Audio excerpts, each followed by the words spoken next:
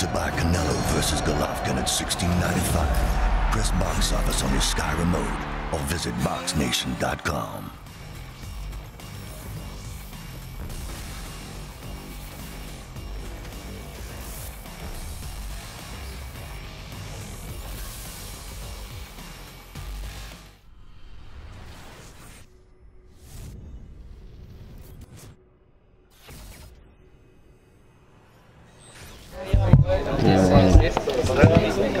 Now my first question to you is, where exactly do you feel women's boxing is going?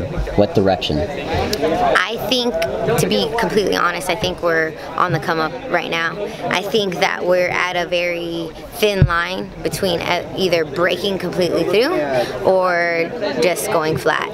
We have a really good handful of women that have a lot of potential and that can do a lot for women's boxing, but in the pros, it takes a lot more than that. It's going to take being able to speak well, being able to carry yourself well, being able to articulate, being able to represent, being able to, you're a prize fighter, you have to symbolize something.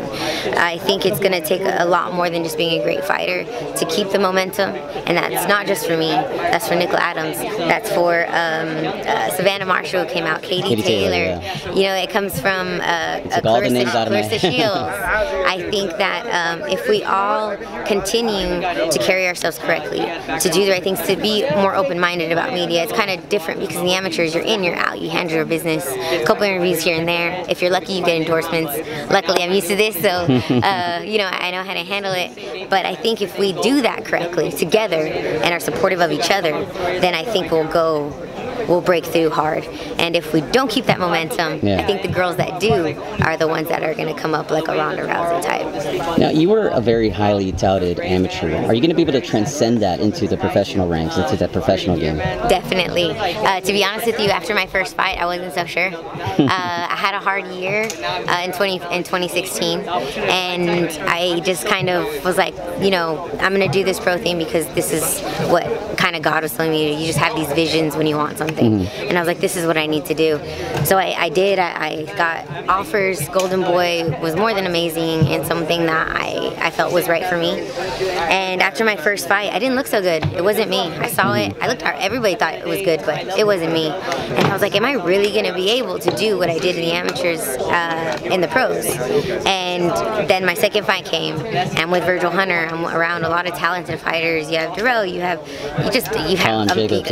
everybody that comes in and out of there. And I started to learn. I just said, you know what? I'm just gonna pretend like I knew nothing before, but I'm still Marlen. I still know how to fight, and I'm gonna go ahead and just see what I can do. And I started to listen again. I started to act like I didn't know anything, and it's transitioned, and I've done really well. And I actually have said a few times for this last camp, I actually feel like I'm a fighter again, and it's coming, and it's gonna come hard, and I can feel it. It's burning in me, and I'm about to get this done. Yeah. Talk to us about the experience of being here in Las Vegas, fighting on the undercard of Canelo Triple G, and give us a brief prediction. I fought on the Chavez and the Canelo undercard, so luckily it kind of warmed me up a little bit, because this one's a little bit more nerve-wracking for me because it's such a big fight.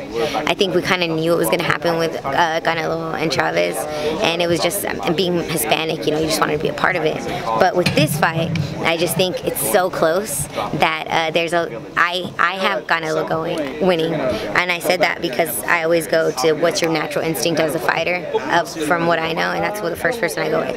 I think Triple G's getting older. I think that Canelo is like right where he needs to be at this time. I think it's the right time for him to win this fight, and I also think that at the end of the day, if Canelo's the better boxer, we saw what Brooks kind of exposed Triple G, and I think that if Canelo just sticks to his plan, and you've been seeing him train, you've been seeing what he's kind of working on, he knows how to fight. If he sticks to that plan and doesn't get out of his head and doesn't try to go into what Triple G does, then I think that he's gonna win.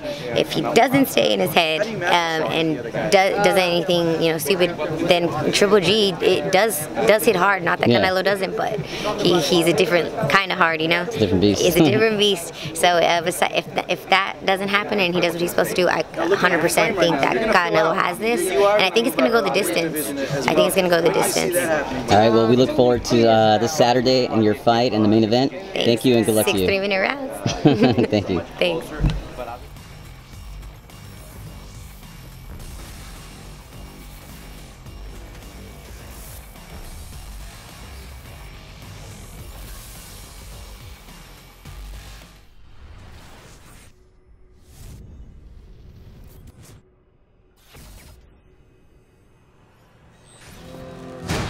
To buy Canelo versus Golovkin at $16.95, press box office on your Sky remote or visit BoxNation.com.